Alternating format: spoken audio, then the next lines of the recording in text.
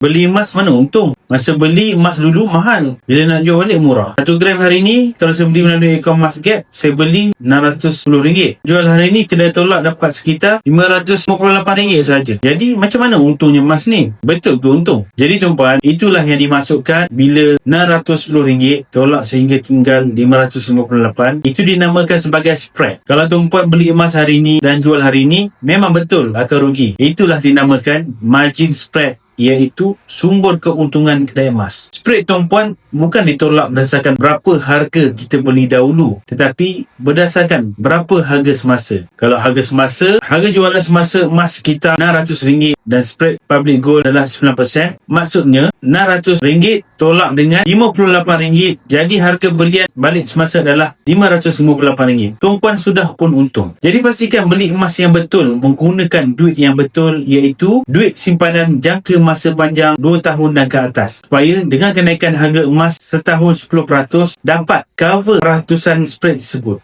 Semoga manfaat. Mana yang nak mula simpanan emas, boleh isi orang sign up di bawah. Saya akan guide tuan-puan A to Z untuk memula simpanan emas.